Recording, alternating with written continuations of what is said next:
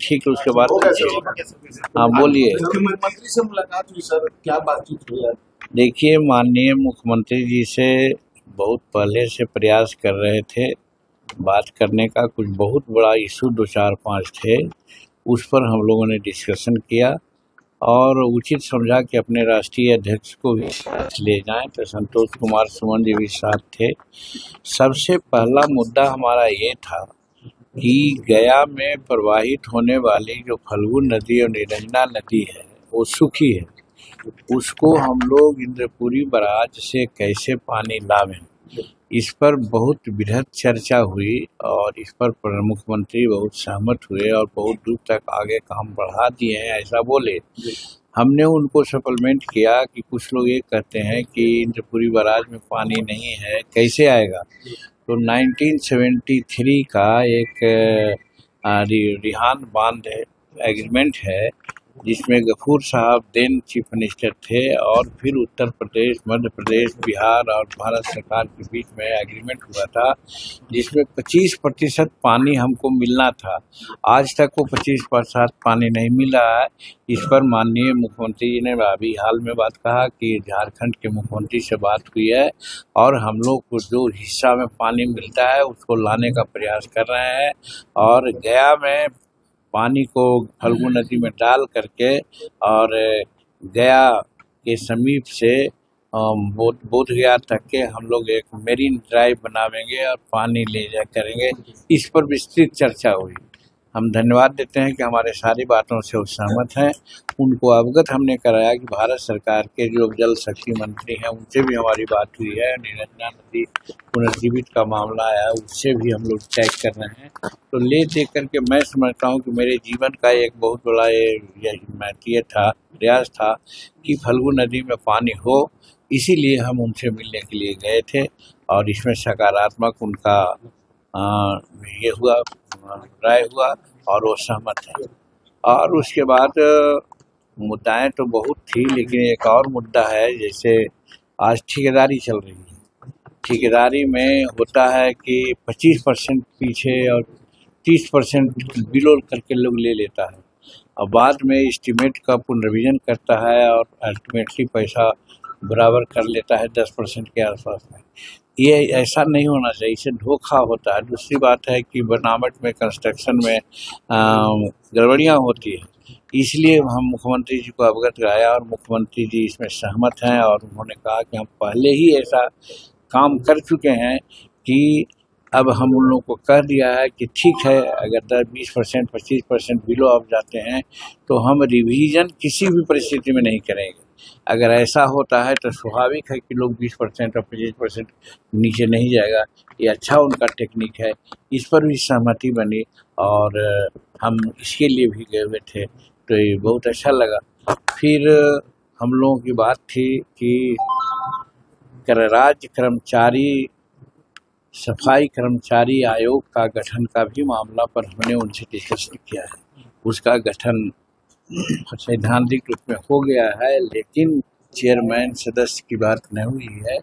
उसमें उनसे बात हमारी हुई, उस पर भी उन्होंने ये किया है कि बहुत जल्दी ही हम लोग इस पर करेंगे, जिसमें हमारे राष्ट्रीय अध्यक्ष से भी वो चर्चा करेंगे, क्योंकि सामने थे वो, तो उनसे कंसल्ट करके वो बात कर लेंगे।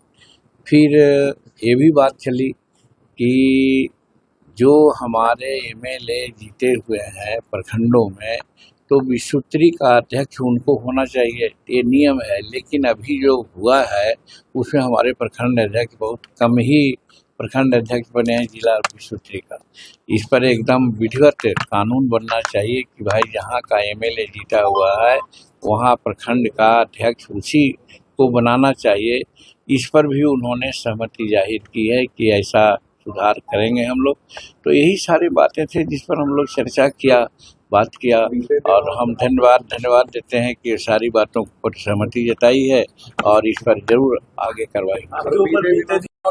देखिए तेजस्वी जी को कानून व्यवस्था पर बात करने का कोई हक नहीं है, इसलिए पहले भी कहता था, आज दोहराता हूँ कि यहाँ घटनाएं कुछ होती है, इसमें कोई शक नहीं, लेकिन त्वरित कार्रवाई होती है। और आप देखें कि इनकाउंटर हो रहा है, लंगड़ा काउंटर हो रहा है, इससे यहाँ के जो अपराधी हैं उनमें एक दहशत हुई है। और तेजस्वी प्रसाद जी याद करें, श्री के राज में जब कुछ होता था तो क्रिमिनल को अपने एक अन्य मार्ग में बुलाते थे और जो बेचारा विक्टिम था उसके बीच में कम करते थे। आज वही स्थिति तो नहीं है कि कोई क्रिमिनल एक अन्य मार्ग में जाए। तो इसलिए तेजस्वी प्रसाद को लॉ एंड ऑर्डर पर बात करने का कोई अधिकार नहीं है। 14 करोड़ जनसंख्या हमारी है, घटनाएं होती हैं, हो रही हैं, लेकिन देखा जा रहा है कि यहाँ का पुलिस प्रशासन इतना सक्षम है कि तुरंत कार्रवाई करती है। यहाँ तक कि इनकाउंटर का आदेश दे दिया गया है, हाफ इनकाउंटर का आदेश दे दिया गया है। ये लॉ एंड ऑर्डर सुधारने का एक अच्छा तरीका है। हम समझते हैं कि जो क्रिमिनल हैं जरूर डरेंगे और बिहार छोड़ करके भागे। यादव समाज को कह रहे हैं कि टारगेट किया जा रहा है। मेरा कहते हैं कि हम मुसहर समाज के हैं, हमारे लोग चोरी करेंगे, हम मर जाएंगे, हमको लोग मार देगा, तो वो हम कहेंगे कि हमारे मुसहर समाज को लोग मार दिया। जो चोरी करेगा, जो क्रिमिनल है, वो मारा जाएगा। क्रिमिनल का कोई जात नहीं होता है। और एक बार पुनः मान लीजिए, हम नहीं, NCR का रिपोर्ट है कि आज जेलों में संख्या किसकी ज़्यादा है। आज जितने कार्रवाइयाँ हो रही है शेड्यूल ट्राइब्स एक्ट का, उस पर मुकदमा किस पर ज़्यादा है। उसी तरह से मर्डर में, उसी तरह से और सब लैंड ग्रैब में किसकी संख्या ज़्यादा है, वो स्पष्ट NCR ने कहा है। उसी के आधार पर हम कह सकते हैं कि उसमें जो राजद के कार्यकर्ता विशेष करके हैं उन लोगों का हाथ रहता है। तो इसलिए उनको कम से कम अपने में सुधार लाना चाहिए, किसी प्रकार का रिएक्शन नहीं कर करके सुधार लाना चाहिए। और नहीं सुधारेंगे तो सम्राट चौधरी जी का तो स्पष्ट बात है कि क्रिमिनल लोग क्राइम छोड़ दे और नहीं तो बिहार छोड़ दे, ये स्पष्ट बात है। और नहीं छोड़ेगा तो मारा जाएगा, तो क्राइम करेगा कोई तो मारा जाएगा कोई दूसरा। हुआ है हमारे पास इस प्रकार से फूल माला चढ़ते हैं, उसी प्रकार से कुछ इस प्रकार की बात हुई। वो पुलिस का काम है, अपना कर रहे हैं, हम इसको बहुत अन्यथा नहीं मानते हैं। सब कुछ छोटे भर में भी हम आधा घंटा और अपना भाषण देते रहे, सारी बातें हुई, तो उसको हम कोई बहुत बड़ी घटना नहीं मान रहे हैं। कुछ नहीं, ये पुलिस समझे कि क्या है और क्या ना है, पुलिस अपना कार्रवाई कर रही है। अच्छा सर, जिस तरीके से अब MLC चुनाव को लेकर के भी सर डेटे जो है वो ऐलान कर दिए गए सर, आप लोग सर मांग कीजिएगा सिर्फ से ज़्यादा डेटा ऐलान हुआ है। देखिए, मांग तो बहुत पहले से हमारी है कि भाई हम 5 विधायक हैं, एक MLC भी हैं, मंत्री भी हैं, भारत सरकार में हैं।